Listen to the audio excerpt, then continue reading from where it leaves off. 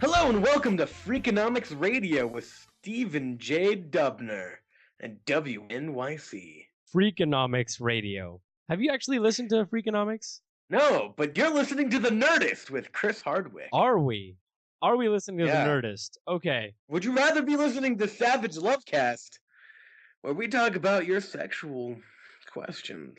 I think that you and I answering sexual questions would probably be the second worst thing we've ever done on the podcast. That's not true. I'm a psych major, just because you'd make them feel awkward. But that's beside the point, because this is Star Talk Radio. I do love space, so... With your favorite host, that dude that now hosts that one show that other guy in the 70s hosted, and that funny Family Guy dude produces. Wow. Yeah. Drink some more coffee. We gotta get the funnies going, and that is just not cutting it. Welcome to Podcast Beyond.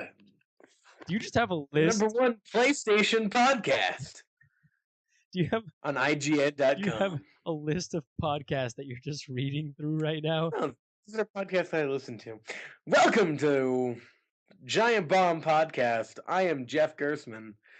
I'm actually kind of proud that I'm recognizing all of these, considering the fact that I don't listen to any podcasts. Welcome to the Comedy Button with our host, Brian Altano. Frap. The Pitchfork Podcast. You definitely have a list. You definitely have a list right in front of you. You are just pulling my leg because you can't remember all. That's not true. Fasten your plaid shirts and your skinny jeans because we're going to the Pitchfork Podcast. Wow. Yeah. Now I have a list. What the fuck is Ear Biscuits? It's number 86. There's also one called Death, Sex, and Money. Are we really just reading? Anyway, the point is, welcome everybody to the actual name of the podcast, which is PostGrad Movies. By this point, it's about like a minute or two in, and we've lost most of our audience, and they did not hear the name of the podcast at all. What audience? We don't have an audience. We can't lose something that we don't have. Actually, as a matter of fact, I led you to say that because we actually have an audience comment this time around, okay? Woo! All right, and actually, by audience comment, I mean critique, or just... Is it somebody we know, though? Because that doesn't count. It's just bitching at us, because that's what always happens. Do we actually know them in real life? So, Is it Jeff? No. So the comment is... Is it Joe? It's always a Jeff. So, the comment is that last podcast, or was it the last podcast? No, 2 podcasts ago, I will explain the order of the podcast in a second. But first, let's talk about this. So we got a comment saying that I pronounced a certain film festival in France incorrectly. Audience. Because must really love movies. Because it is... One, to be listening to this, because... and 2, that's such a weird critique. Because it is only the most important film festival in all of movie-nicity. So... In France? So I should pronounce it correctly. And I am duly because the person said that he was telling me this to make the podcast better. And if I say this correctly, it'll make the podcast better. This podcast, this one right here, this podcast, should get a full star above all of the other ones. So if all the other ones were 3 stars, this one should get 4 stars, just because I'm pronouncing this and making it better right here, right now. Are you gonna say? Are you ready? So yeah. So for a show called The Comedy Button, we're not that funny. So the name of the film festival in question, I pronounced it the Cannes Film Festival. That's so incorrect. But it is not. It's totally Coons. Nope, I think that's a racial shirt. Oh my god.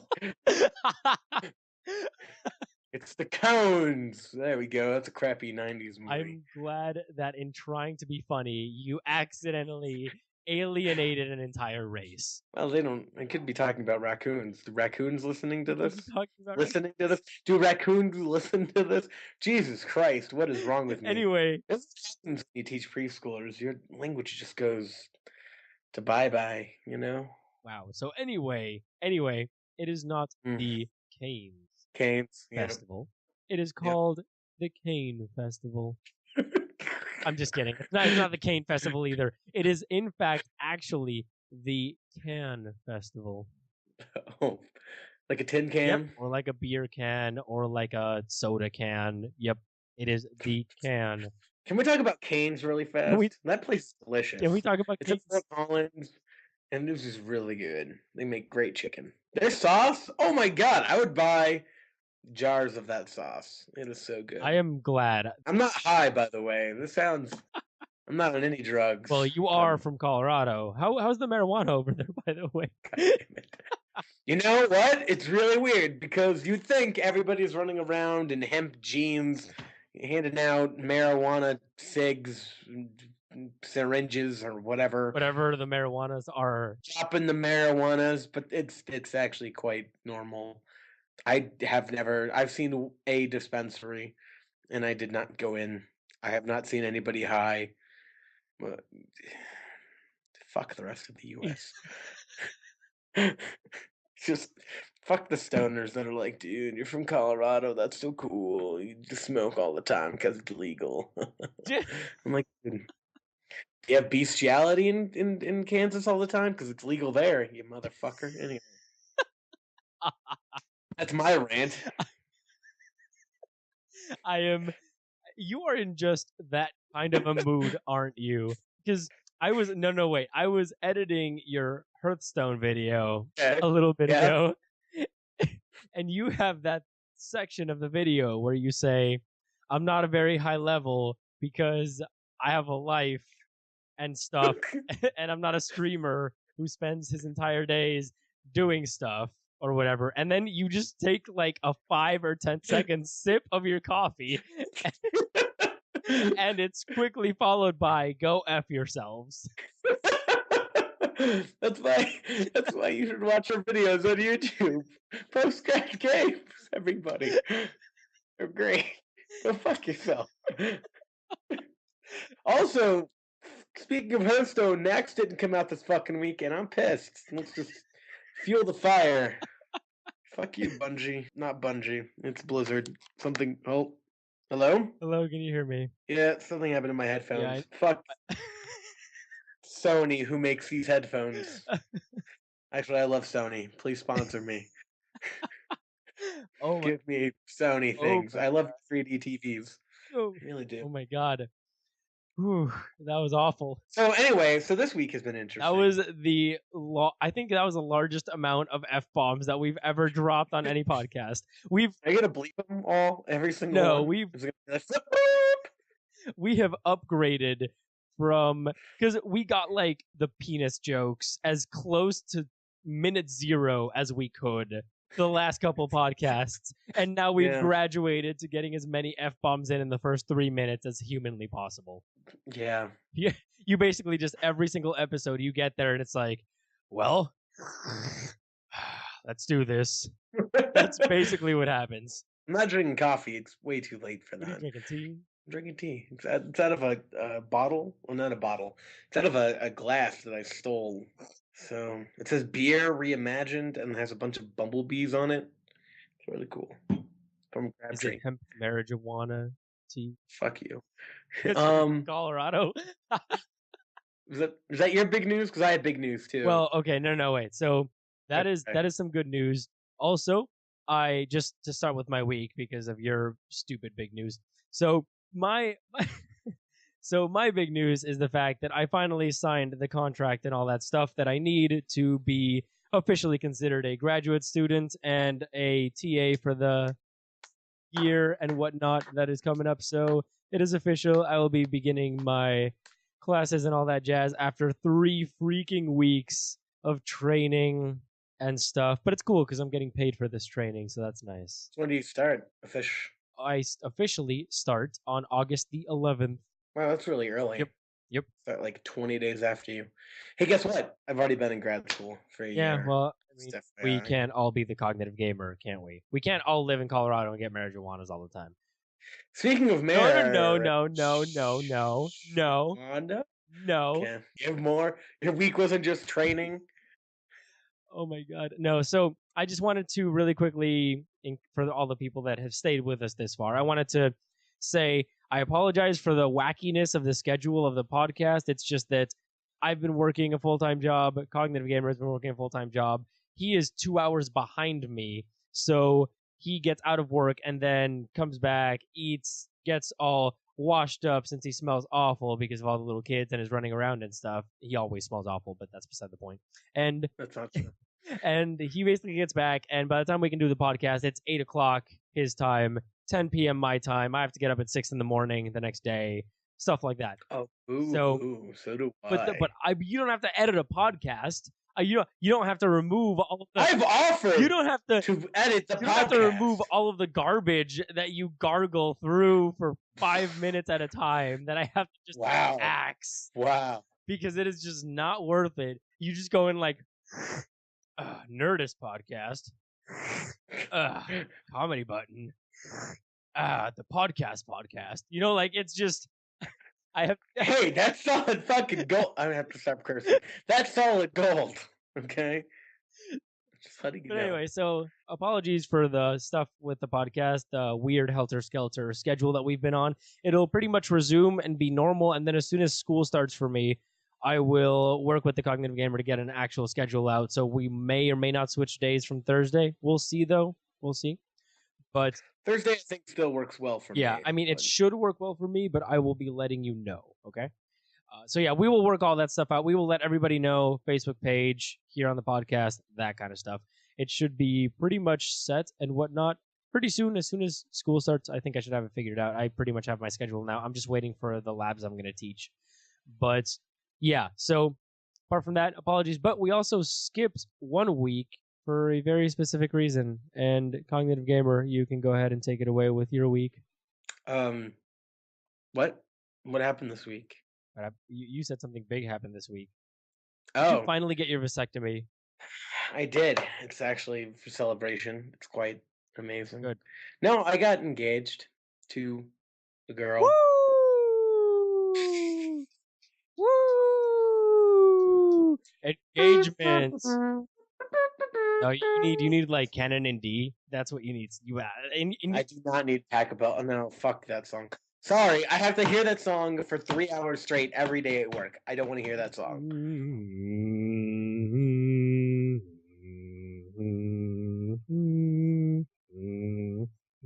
Violence. I don't know how to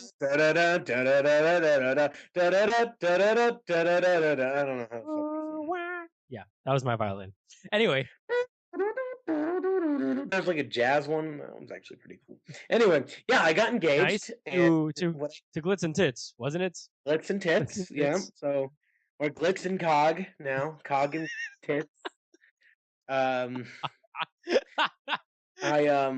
did it in Fort Collins while I was there for a friend's wedding, and you did it? It was in middle of the wedding. Whoa! And whoa! They were like, "It's time to share our first dance," and I'm like, "Hold on a second. I need to get married while engaged." No, I did it the day before the wedding. Oh my god, that would have been awful and hilarious. I would have felt really bad for our friend who was married. No, I got married. Not married. I didn't get married. I got engaged. Yes, got engaged the day before. We just went on our first date essentially, and I asked her there. It was very sweet. And then we went to the Macaroni Grill and ate pasta. Nice. Yeah. That was a good choice of restaurant too. Right. And then the next night, we went to the wedding, and then we went back. We had a hotel because we had like some friends. Right, of course. Come over to our hotel, and we just drank, Armenian moonshine called Rocky. What? Yeah. It was. Have you ever drank paint thinner before? I'm gonna answer no to that question. That's what it tastes like. It tastes like paint thinner. And we also had... Whoa, you have drank paint thinner before? Oh, no, but it smells like it, So I just assumed... That's what paint thinner would taste like. That's what it tastes like. And then we also had absinthe from France. Wow. So... Needless to say. I was drunk, but okay. Glitz and Tits vomited. Other friends that we had... Well, they had to stay at the hotel. They didn't do so hot. They couldn't drive. They were fine. They just passed out. Yeah, fair. So overall, good time. Good time. Well, let's come to engagement. And how was the wedding after the engagement? How was Mr. Married person? You mean Josh? Yes, I mean Josh. It was good. It was nice. It was quaint. It was. I wish he sang more. He's an opera major, but it didn't happen. Whoa, vocal performance major. No, he's an opera major. Oh well, no. Now he's going into opera stuff for his masters. Yeah, so he's an opera. He was vocal performance. I was his roommate. So yeah, exciting wedding time. I'm engaged. Destiny beta comes out tomorrow. Does it? It's a big week of big things, just life-changing events. I love that Destiny made the cut for life-changing events. Dude, I am so excited for that game. Please add me on the PSN. I am the dash Archpope, ARCHPOPE, all one word. So the dash Archpope. And that is my PSN. Come play Destiny with me. Exactly. Again, the Archpope, which I made up in middle school because I thought I was better than the Pope. Should I have kept the Archpope instead of COGGamer? Yeah, no, I think the Archpope is pretty good. Besides the fact that I already have the mock-up of the end screen made with the Archpope, and as much trouble as it would be to go into Photoshop and just really quickly change it, I really don't feel like it. Well, no, I'm not going to change anything from the Archpope. I'm saying change CognitiveGamer to the Archpope. I tried on Twitter to change my handle to Cog Games. Didn't work. You can't change your handle. You can change your name, but you can't change your handle. Yeah, you can. I changed my handle. You change your handle? Yeah. It used to be KG Rightpad, and I changed it to the Rightpad. Anyway, so I also saw a ton of movies. So let's just dive right into that. So we did a thing this week where we didn't do a Netflix movie because there were so many movies coming out, and since we were skipping a week because of the whole engagement thing, we couldn't record it because there was a wedding, there was him getting engaged, and I couldn't tell glitz and tits, all that type of stuff. And Cool Guy was just lazy. When I need to take a day off for stuff, he says no. You're the worst. And when he says I'm way too busy, it's totally okay if we miss a week. Some bull. Anyway. So we watched 3 separate movies, and by we I mean I watched one movie and he watched all 3. So wow, you're a real slacker this week. I am. I ran out of money. Did I tell you that? How do you run out of money? I ran out of money. All of my reserves are gone. All of them. What happened? You spent it all on your new girl? Oh yeah, well of course I did. No. I just the daily driving and the movies, and it finally caught up to me. Luckily, you're getting paid on Friday. Yeah, right. As if I'm getting paid on Friday. Anyway, you're like paid on Friday? No. The check for this stuff is gonna arrive later. Sigh. Just gotta make it. What do you do with no money? How do you live on no money? How do you drive? How do you go anywhere? I have no idea. I guess I'll be figuring it out. Anyway, point is, CognitiveGamer watched 3 movies. I watched 1. Yeah. So we are going to talk about them in this exact order. We will talk first, Deliver Us from Evil. Second, Snowpiercer. And third, Dawn of the Planet of the Apes. Which one did you see? Dawn of the Planet of the Apes. Okay. I couldn't see Snowpiercer because it was not available here. I didn't go see Deliver Us from Evil because I was like, Deliver Us from Evil or Dawn of the Planet of the Apes? The answer was obvious. So, anyway, let's begin with Deliver Us from Evil. On IMDb, it's got a 6.5 rating. On Rotten Tomatoes, it's got a 30 with a 27 top critic score. And on Metacritic, it's got a 40%. It is directed by Scott Derrickson. And it stars Eric Bana, Edgar Ramirez, Olivia Munn, Chris Coy, Dorian Missick, Sean Harris, Joel McHale, and blah, blah, blah. Tons and tons of other people. So, anyway. Can you give me the runtime of this movie? The runtime of this movie is 118 minutes. It's almost 2 hours. Almost 2 hours. It needs to be half an hour shorter. Really? Okay, give me your one sentence review first, then we can get into that. A flawed horror film that is well made. It's weird to say that something is both well made and flawed, but for everything that I did wrong, it has equal parts of things just getting it so right. So a well-made at times, flawed at times horror movie. Really, it's a movie of 50-50. Like, it wanted to be something more than it was, but it was better than expected. So, well, I mean, the guy that directed it, he did Sinister, The Exorcism of Emily Rose, and The Day the Earth Stood Still, the remake. So right, I figured. Right. Yeah. So like he has a lot of experience directing horror and good horror too. Stuff like Sinister and Exorcism. They were they're well made. They were well made movies. You are 100% true on that. So what do you mean? Was it the atmospherics? Was it? No, see, that's what it nailed. It was a very, very dark movie, and by dark I don't mean like, oh, it's about Satanists, because it kind of was, but it was dark in the fact that everything was happened at night. It was very dark. Literally, it was a dark movie. Well, would you compare it almost like film noir-y to something like Seven? It tried to be like Seven, and I think that they had a lot of inspiration from Seven, but you make Seven with camp, it doesn't sit right. And let me give you an example, like Joel McHale getting a knife fight with a demon. What? Are you serious? Yeah. Well, a possessed human, which makes a little more sense, but still, Joel McHale was quite the badass. But at the same time, like, this movie could have easily been half an hour shorter and would have been a better movie for it. There are some scenes that just weren't really necessary. Oh God, spoilers. Wow. Okay. Sorry. Okay, I'm so glad that I have the editing prowess to remove all of that was just said. So let's try that again, this time with more gravitas. Please tell me the spoiler. So spoilers, Joel McHale dies. Okay. But it was so mishandled. It was like literally he died, and then the next scene was like, that's too bad. Let's move on. He was my best friend. But who gives a shit? We have demons to kill. It's like, what the fuck? Really? Like, you should feel bad that your friend is dead. Well, yeah. Yeah, right? But Joe McHale was there as, like, comedic relief. And you, like, I don't know. He was a weird character. I liked him. He made funny banter. But the point is, there's an entire scene of them, like, chasing the main possessed person through, like, a warehouse. Uh-huh. And that's where Joel McHale dies.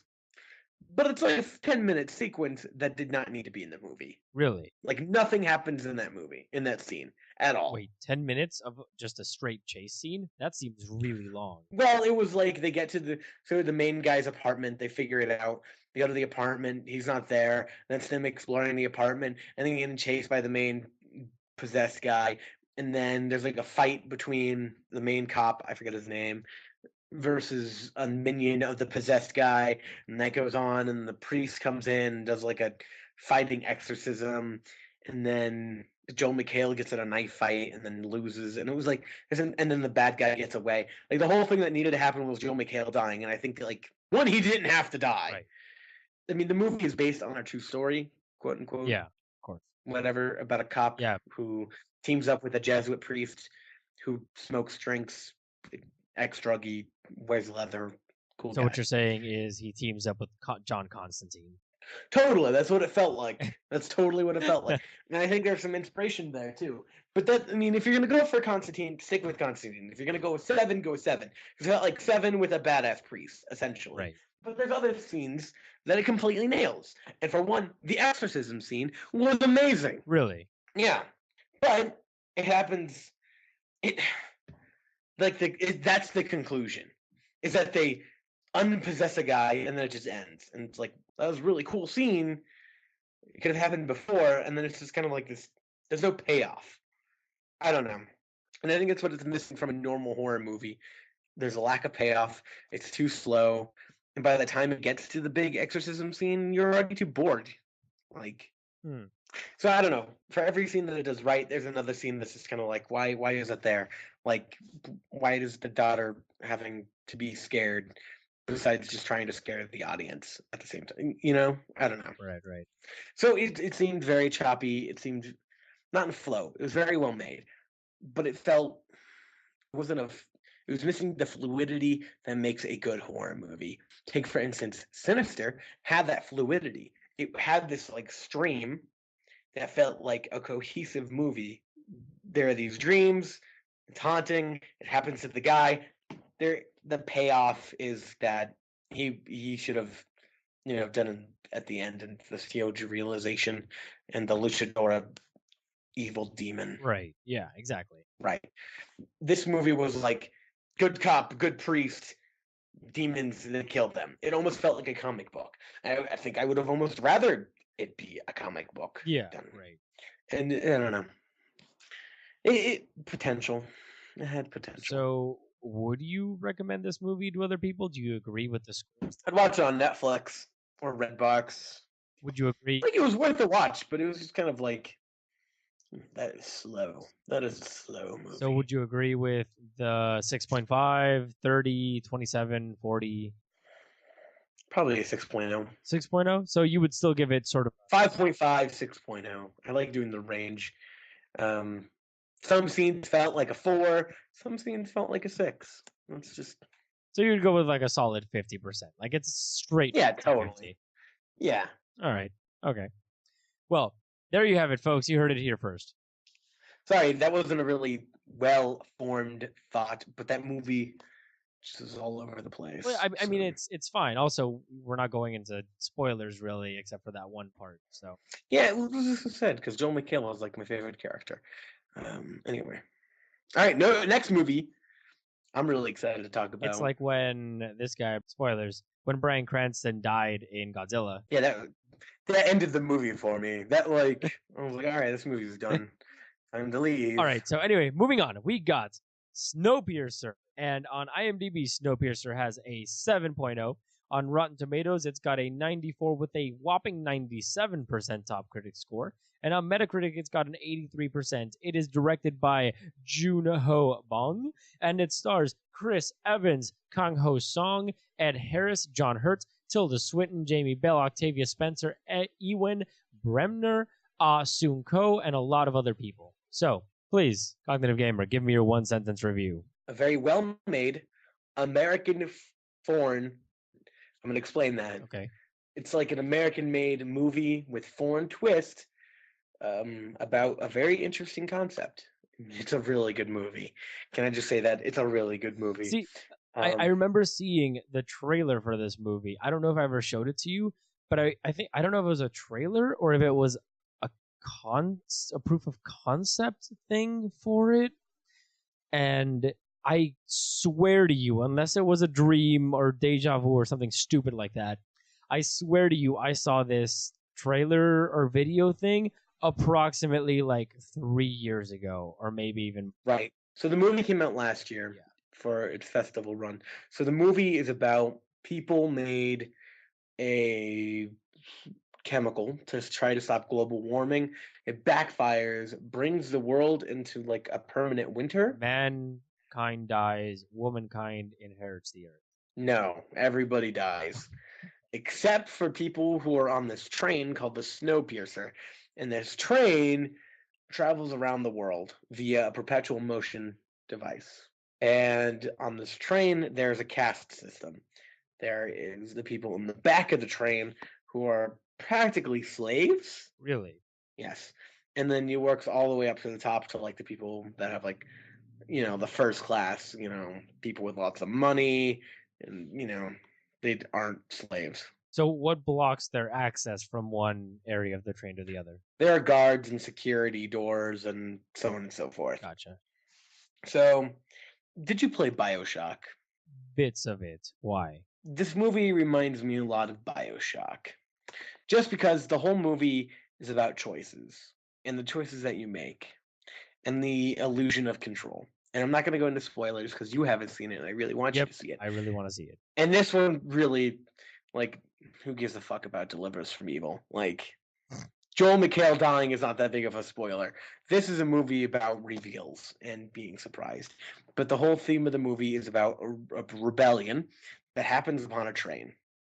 But when I said before about Deliver Us from Evil, it was lacking the cohesiveness and the fluidity. That is what Snowpiercer was a master at. It was about keeping the action in one place. It did not bounce around, and it was about this one story about this one man and the people that he interacts with. Right. And it's just a thought-provoking, well-directed, well-written movie. And there's a lot of campiness to it. Really? It kind of reminded me of, believe it or not, like Iron Skies at time. Really? So it's almost like Expendables, Iron Sky type of weirdly. Not Expendables. No, so not. So the fight scenes would be closer to something like Kung Fu Hustle, or Really. Maybe that's a little bit too. I was gonna say that's really cartoony. But sometimes it feels cartoony. But maybe it would be closer. This is a foreign director. He's, I believe, Chinese. No, Japanese. He's actually the one that I believe he's Taiwanese, and he directed Taiwanese. He directed The Host, the one with the crazy monster tentacled creature. It's a pretty great giant movie. Sorry, giant movie, not that giant monster movie. I have no idea. Pretty great. Okay. Well, anyway, there's a lot of foreign camp in the movie that you'd see. It reminded me a lot of like Japanese film or Chinese film, kind of like Old Boy. Oh. Like there's definitely some parts of it that felt like Old Boy type of action. Very brutal, very hand to hand. And was it one of those things primitive where you can see the fighting really well? Like there's not a lot of shaky cam. You can see all of the movements and you're like, oh my God, action. This is a very brutal film because it shows what it would be like for like a modern day rebellion. It was almost like, so there's one scene where there's a standoff between the rebellion and guards. And for instance of the camp, they have a fish that they just bring out, like the guards, and are cutting it with their weapons, showing how sharp their weapons are. But it's just so obscure, and you would never see that in American film. Huh. And then, like, in middle of the battle, there's this woman who looks kind of like a neo-Nazi. This is the part that reminded me of, like, Iron Skies. They're definitely, like, the white people that are on top of everything, because they're just caricatures of, like, royalty or people of power.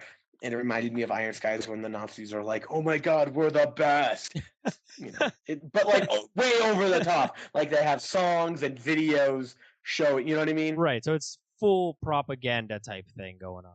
Totally. But it's all on this train, which is really cool.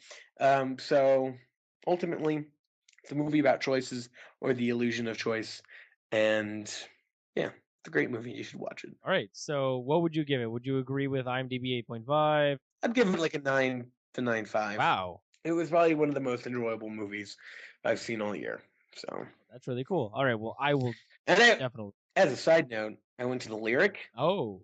The movie sold out the Lyric. Really? On the showing I went, and that's never happened. Yeah, I was gonna say. So this movie is getting, it's like everything. It's like a good B movie, which is it has the love of a B movie, but the like greatness of a really well made foreign indie film. It's like Old Boy with camp.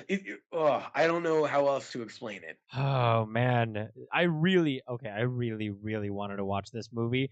I'm just so upset that it hasn't gotten here, but you can find it. It's been out since last year. So if you really want to see it, I'm not endorsing this, but there's methods that you can do to find this movie that's not in a theater.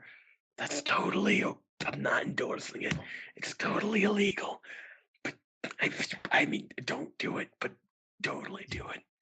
Why would writing to the distribution agency and asking for a copy be illegal? I'm sure they would just give me a DVD if I said, "Hey, I'll pay you for it."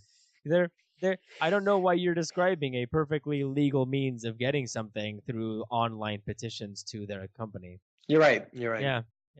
You should do that method. It's a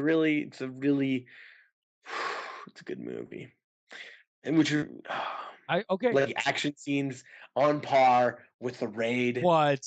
I mean, it's below the Raid because oh my God, that action movie is phenomenal, and I still have to see the Raid 2. Yes, it just hit Redbox. Yep. We might have to do just a not Netflix movie and just watch the Raid 2. Yeah, but some of the action was like almost Raid quality. Damn. Yeah, I'm gonna have to check to see if it actually has come to Puerto Rico yet. If it has, I'll watch it. If not, I will write a nicely worded letter to the distribution agency and all that jazz. All right. Anyway, we are done with that one. So moving on to the next movie, which is one that we get to me, which is the most important part of the podcast. I watched and that is Dawn of the Planet of the Apes. On IMDb, it's got an 8.5. On Rotten Tomatoes, it's got a 91 with an 87 top critic score. And on Metacritic, it's got a 79%. It is directed by Matt Reeves, and it stars Andy Serkis, Jason Clarke, Gary Oldman, Kerry Russell, Toby Kebbell, Cody Smith-McPhee, Kirk Acevedo, Nick Thurston, Terry Notary, and a bunch of other ones. Actually, I'm going to go ahead and do Karen Carnival because she is Maurice, and Maurice was awesome. Anyway, and Judy Greer, blah, blah, blah, blah, blah. A lot of other people. Wait, Maurice was a woman? Yeah, Maurice was a woman. The giant gorilla? Heck yeah. Yeah. It wasn't a gorilla, it was an orangutan. Sorry, the giant orangutan. Right, wrong one. Come on, zoologist. Hey. I remember the gorilla from the first movie that sacrificed himself to take down a freaking helicopter. Anyway, let's start talking about it. So, what... I really didn't like the first movie. We're going to talk about that in a second. What is your one-sentence review, damn it, Cognitive Gamer? Possibly one of the best sequels and remakes ever. Damn. Okay, so my one-sentence review is picked up what the last one put down, upped the action, upped the story, upped the emotion, upped the characters. It was awesome. It was... I really did not like the first movie. Why? Let's talk about that so I can scream at you. Why? It wasn't what I wanted. What did you want? What? I wanted what this movie was. I wanted people fighting monkeys, man. You just wanted gratuitous, crazy action, and what you got instead in the first movie was a strong character drama. I did not want James Franco teaching sign language to a for 2 hours. I'm sorry. That is why you didn't like it. It's because you hate James Franco. That's definitely a part of it. But like the first half of the movie was, hey, buddy, Caesar, I'm going to teach you sign language. And the second half was like, look at this scientific place. We're getting so mistreated. And then the last 10 minutes was, monkeys on the Golden Gate Bridge attack! And then that's it. No, because you can boil any movie down to that. No, but that's literally what that movie was. No. It was not. There was great character development. There was great emotion. The father with Alzheimer's and all that type of stuff going on was done very, very well. I don't care. It was... No, I did not like that movie. I thought it was boring. It wasn't a Planet of the Apes movie. It's because these movies have set themselves aside from the original Planet of the Apes. How? They've set themselves aside because they humanize every character. It doesn't matter if it's ape, doesn't matter if it's human. It's every character. Every character has a backstory. Every character has... That was the original Planet of the Apes. That's why it was great. I mean, I guess, but not as fully as these ones. I think so, at least. Okay. I didn't like the first one. I love the second one, and I'm going to tell you why. Okay. Well, before we do, can we just say this is a summer for amazing sequels? Yeah. Right? Because we had, 22 Jump Street. We had this one. We had How to Train Your Dragon 2, which I saw again this week, and it's still awesome. Yes. And they've all been amazing sequels, either on par or better than their predecessor. That never happens. Ever. And there's been 3 of them, at least. You forgot X-Men. And X-Men Days of Future Past.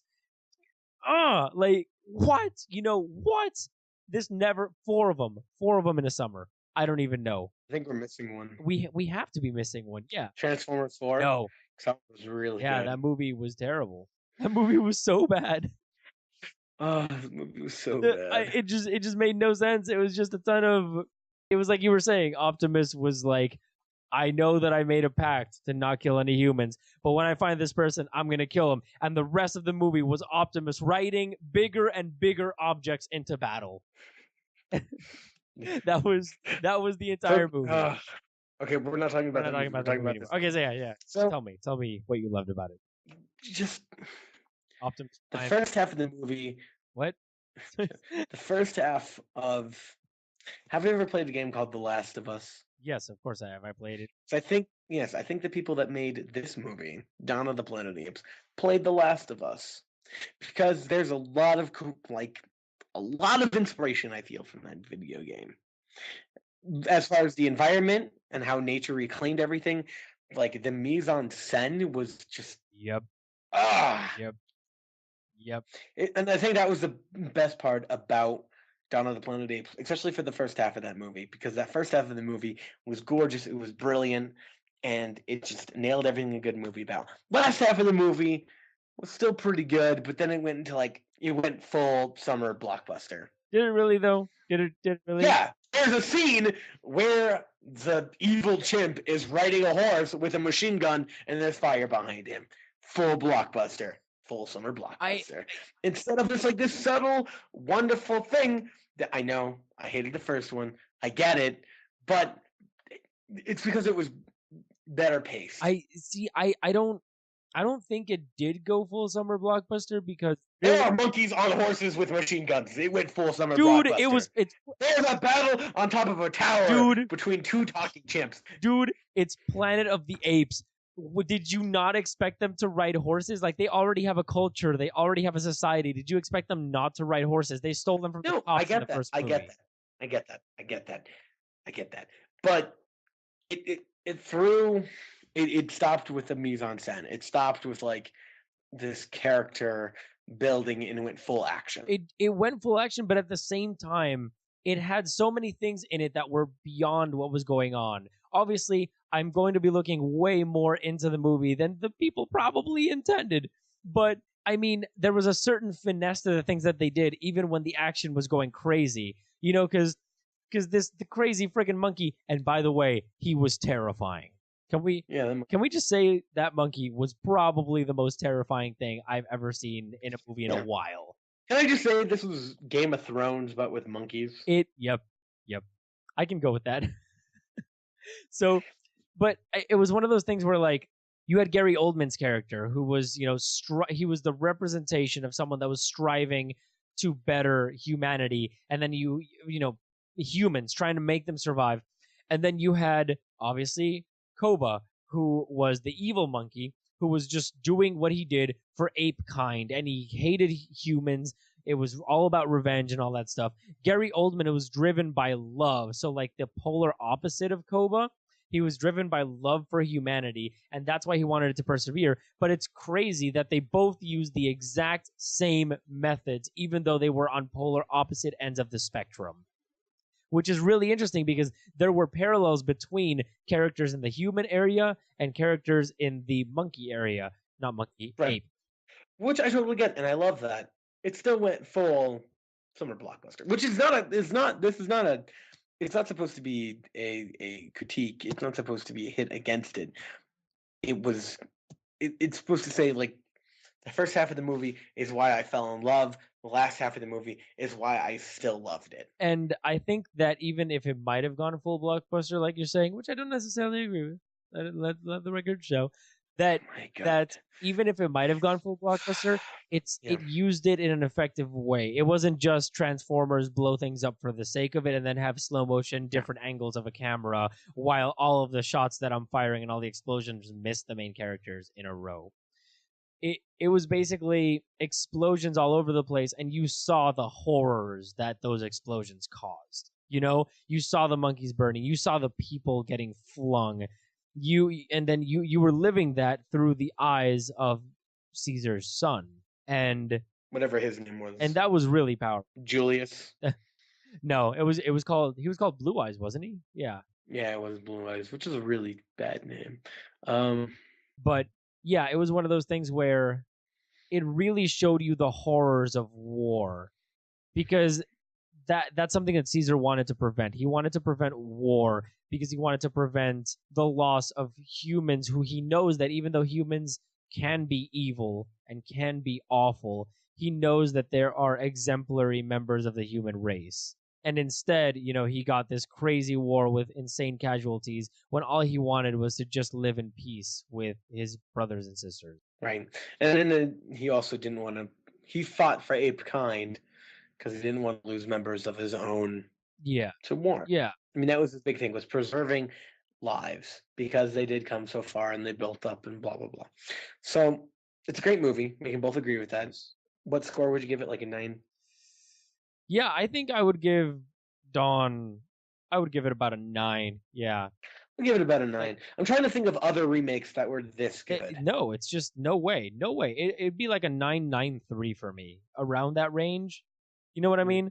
Like about 5 percentage points away from Days of Future Past. Because help me out here. I really am trying to think of remakes. There hasn't been one that's this good. No way. No way. I'm trying to think of like TV shows. Nope. I mean, the only thing is Doctor Who, but that wasn't a remake. I mean, maybe Battlestar Galactica, because I mean, anything would be better than the original series. Maybe Batman from Christopher Nolan, but it's almost like a reimagining instead of a remake. I don't know. It's kind of it blurs lines there. Right. Because it's not like they stopped making Batman movies for 30 years like they did with Planet of the Apes. Anyway, but since we're on the topic, I want to talk to you about the future of. So where did they go from here? Where did they go from the sequel to? So spoilers. Because the original ending was released, or was talked about. Okay, so spoilers, really quick. In the ending of this film, you get Caesar, who gets told that people are heading towards, our military people are coming over to help them out and to give them backup.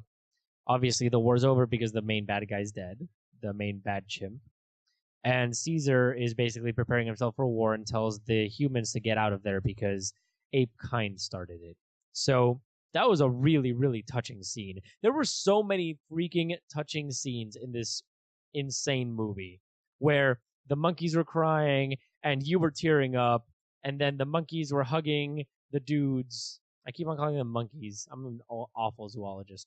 So the apes were hugging people and you were getting sad, and then Caesar was talking to his family and it was really sad, and Caesar didn't want human help, but then he got antibiotics and he was like, his walls started crumbling, and you were like, "Yeah, Caesar, you let those walls crumble." You know, it was okay. This is not pertinent to the current question. It was just so much emotion, and I loved it. Anyway, yes. Question that we were about to start discussing is the fact that Caesar's preparing for war in the end of the film against humans. So where do we go from here?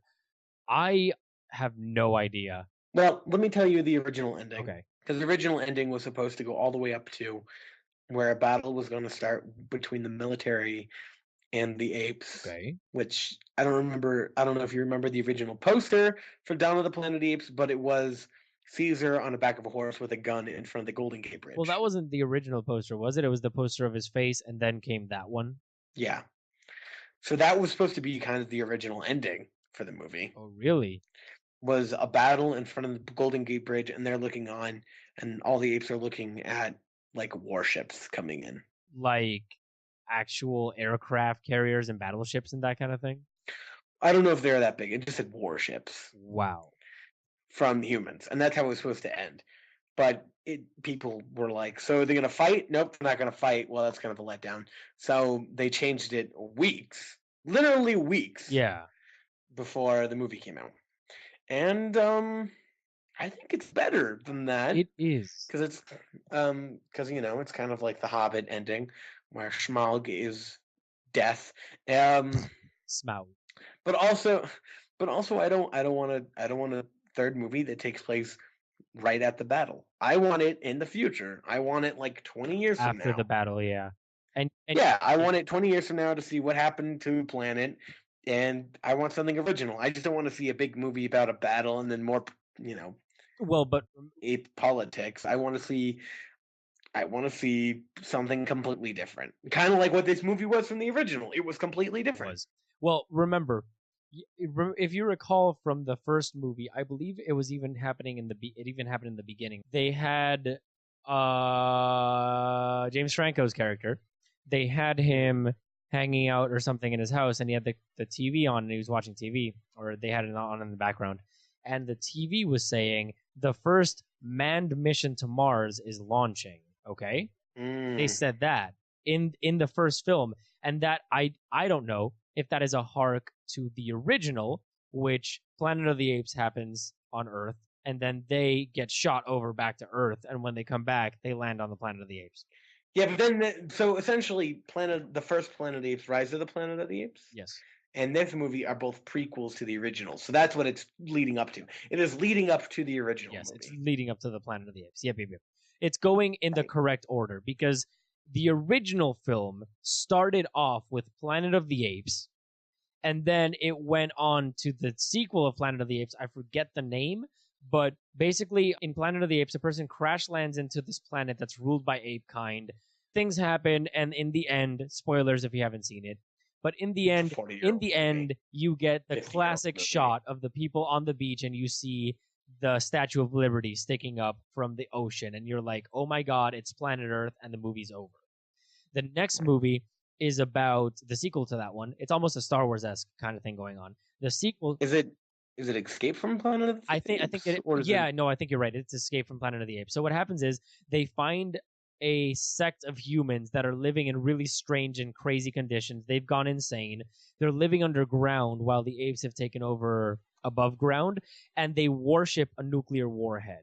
And they're basically going crazy, and they threaten to detonate it, and they go like, oh my god. They send the apes out in their own little space shuttle, and if that ape flies into the actual cloud that sent them into the past before anything of the Planet of the Apes happened, and in the future they detonate the nuke and blow up and kill everyone. And in the end of that movie, the ape crash lands into I think it was like an aircraft carrier or something, or just a boat, and they pick up the ape and they go like, oh look, an ape, and it's a super intelligent ape that lands on Earth before any of the Planet of the Apes things has happened.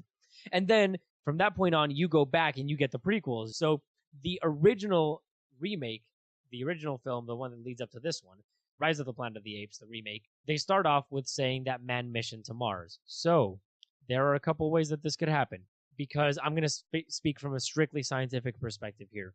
A mission to Mars takes approximately 6 months per voyage. So like going over there and coming back is going to be a year, 12 months, 6 to and 6 fro.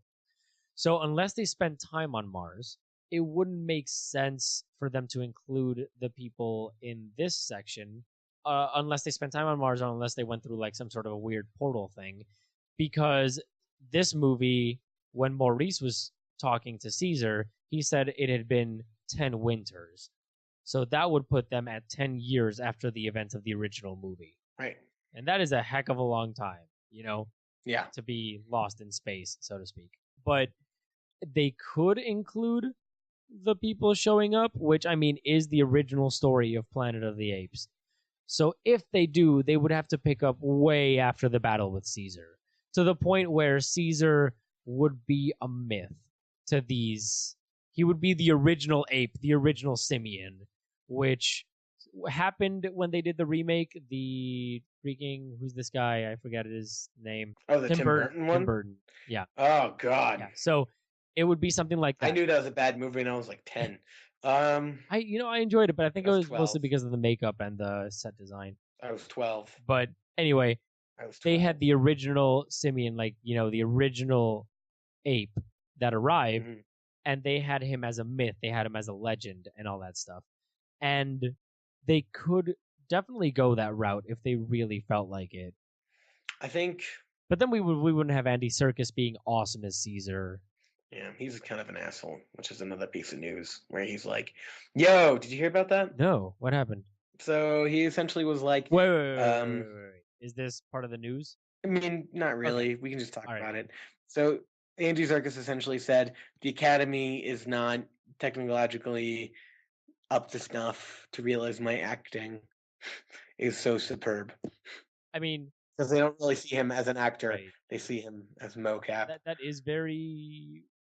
But essentially, he just said this has nothing to do with the people making the CGI. It's all me. Yeah. It's all the circus, you know? Well, I mean, even though, yes, that is very pompous and very greater than thou to say. I get his point. Admittedly, he's fantastic. But you're right. Completely right. And the way that if he said it that way, and you're not giving it your cognitive gamer, go F yourself flair, then... yes, definitely kind of a dick move. What I want from a third movie is Caesar's son.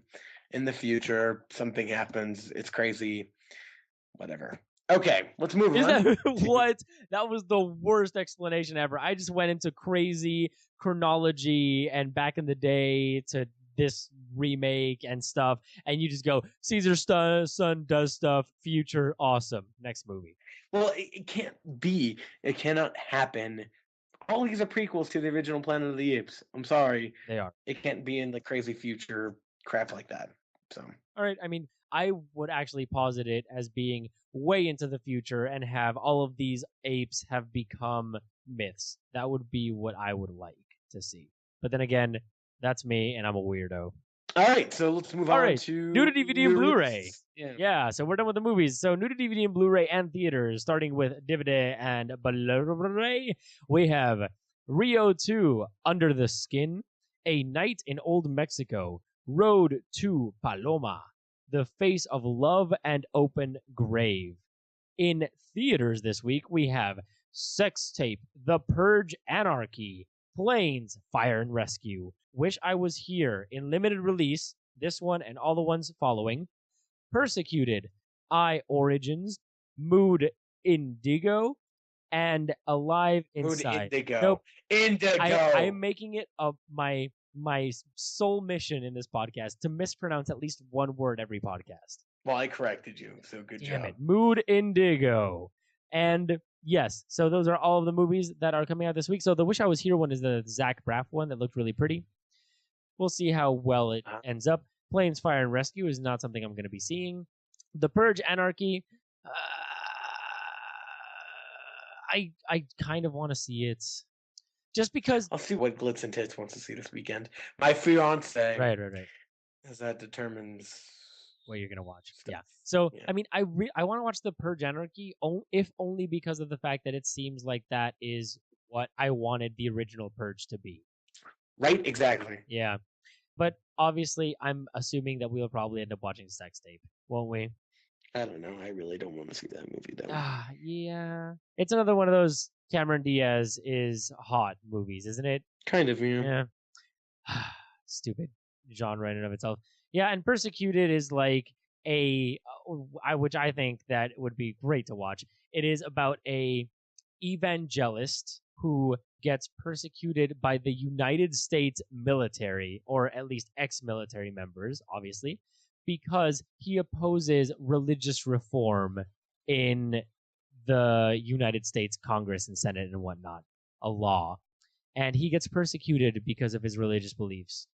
So that's fun. And I Origins is basically, and by I Origins, I mean the letter I, and it is by the same person that did Another Earth, except for the fact that it is basically a movie that posits irreducible complexity, which is things couldn't have evolved, there was a divine creator, blah, blah, blah. So all of these movies there's stuff happening here. All right, so news? All right, so moving on to news. Give me the spiel, Mr. Gamer. So there's like no news this week. Really? Is it a really slow news week or something like that? Right. So there's a new DragonBall Z movie coming out. Oh, no. But it looks awesome because it has the original voice cast. What? It's the original. It's all the... You've never heard of this? Wait. Are you talking about animated or live action? Animated. Oh, animated. Really? Wait, is it the... It comes out in like 2 weeks. Yeah, I was going to say, is that the new one that's supposedly going to come out in Cartoon Network or something like that? No. It's coming to theaters. What?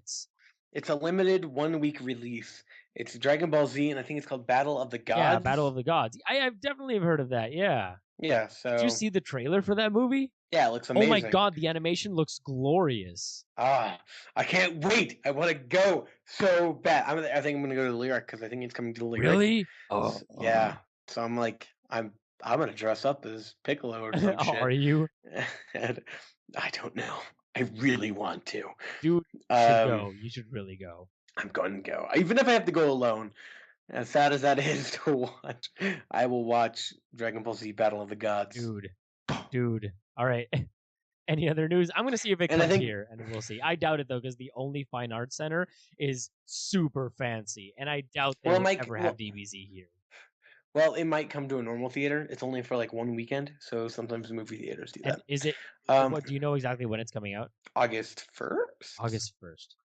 All right, so everybody, keep your eyes out for Battle of the Gods. 1st or 7th, I can't remember. All right, so Next bit of news. New Quentin Tarantino's movie, The Hateful Eight, which is a Western, might begin next year. Oh, really? So they're actually going to film it? Yep. Oh, well, there you go. Guess that worked out.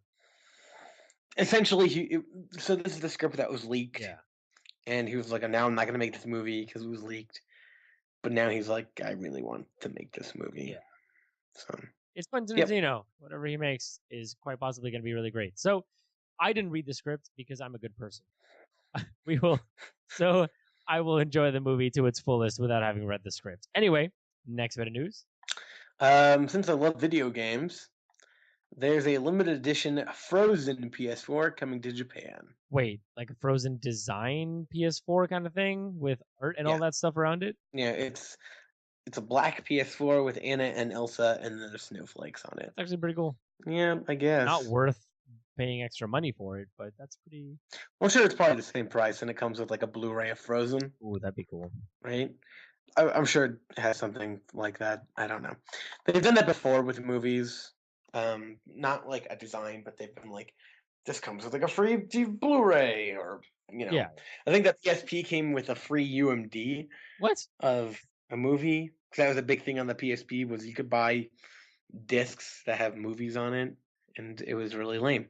I think it was National Treasure 2 or 1 that it came with or something. So, all right. So that's all the news. Really, nothing has fucking happened. Really? That's all the news? Damn.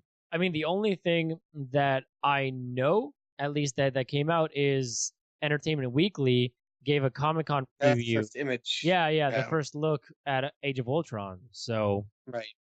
Yeah, but that's not really news that we can... Christian Bale has a new movie. There's going to be a Star Wars comic coming out. Yep.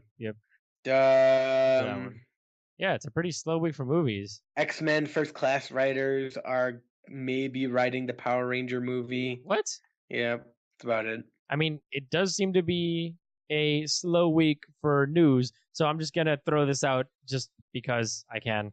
I saw another trailer for Teenage Mutant Ninja Turtles, and because it's in theaters now, like those new trailers, I hadn't actually seen it or whatever. How bad does it look? It looks really awesome. It looks so bad. It looks great. You cannot tell me that it looks great with a straight face. It looks mediocre. It does not. It doesn't look abysmal. It looks okay. Really? Yeah. Did you even notice Megan Fox's acting? Did you even notice the stupid writing? Can't notice something that's not there. But Megan Fox aside, I think it looks pretty okay. It's a fucking movie about teenage turtles that have ninja but power. So man, Michael Bay, when are you good? So thank you all for tuning into the podcast.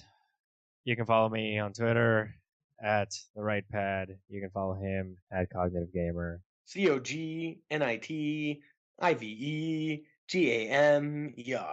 You can not watch Teenage Mutant Ninja Turtles and boycott Michael Bay for everything that he has done to our childhoods.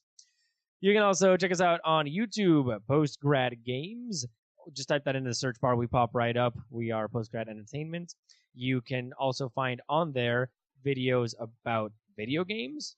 Actually, not just video games, just tons of different types of games. You can also find videos of our podcast, or at least our podcast in video form. And it has all the old podcasts, and you can skip through the podcast with little links in the description as well. So it makes the navigation pretty simple. You can check us out on Facebook, facebook.com/postgradent, or type in PostGrad Entertainment, and we will pop right up. We have all that. That is our hub for news, contact, all that type of stuff. It is pretty gosh darn great. Or you can email us at postgradentertainment@gmail.com with your comments, critiques, concerns, and whatnot that you don't want to put on the Facebook page because you are concerned with our image and you would rather tell us that we suck privately. So, anyway, I believe that with that we are done. Am I right, Cognitive Gamer? Congratulations. Thank you. We will see you next week, everyone.